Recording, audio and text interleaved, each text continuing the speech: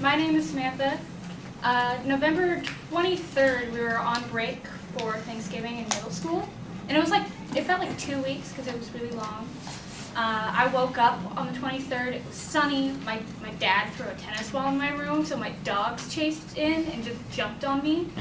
It was like a normal day. And then we had breakfast, just my dad and I. And then for the day, I was supposed to spend the Thanksgiving day with my mother. So I went to, my great-grandmother picked me up because she has this aerobics class that she does, and we were going to do that, which basically means I'm swimming for like an hour and 30 minutes while she works out with all the other people. And she comes to pick me up.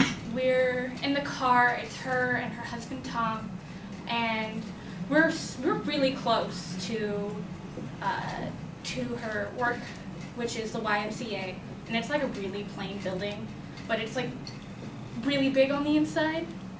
And so we get to it, and then she gets a call, and I don't hear anything for 5 minutes, and then she whispers something like, "We gotta turn around."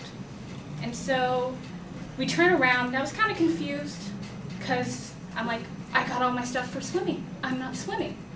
And then we get on the freeway, and we're heading towards Fontana, which is where my grandmother is. And I'm sitting there and like, why are we heading there? We're not supposed to head there for like a few more hours.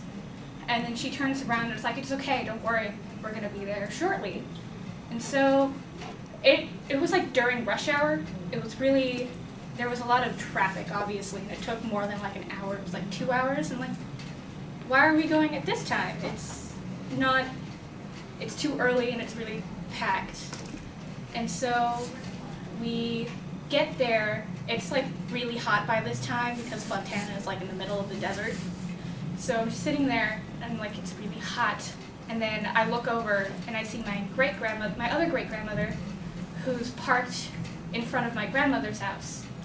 And then I'm like, uh-oh, this is not good. And then we walk in, the door's unlocked, and it's like dead quiet in my grandmother's house. Like I could drop a pin on the carpet. That's how quiet it is. And so I walk in, on the couch is my grandmother and my great-grandmother, and they're crying. I'm just like, why are you crying? I don't want anyone crying. And so I walk in, and I turn a corner, and I see my grandfather lying on his deathbed once we got there. And I'm just like, this can't happen. I'm sitting there crying for hours because this is the man who raised my mother to be this fabulous person and who has helped me become this fabulous person that I want to be. And he like showed me all of this cool stuff about computers and about all this like nerd and sci-fi stuff that I've just grown to love. And he just is dead, lying there because he couldn't fight the cancer that he got. And so I'm crying, my grandmother's crying, my great-grandmothers are both crying, and then my mom walks in like 30 minutes after us because she had to come from work. And we're sitting there crying together because we've lost this terrific person. And we just couldn't think of anything else at the time. And we spent the rest of my break helping my grandmother get through everything. And it still hurts. No one wants to lose someone that they've helped take care of, because with that, a part of you just leaves. And no one wants that.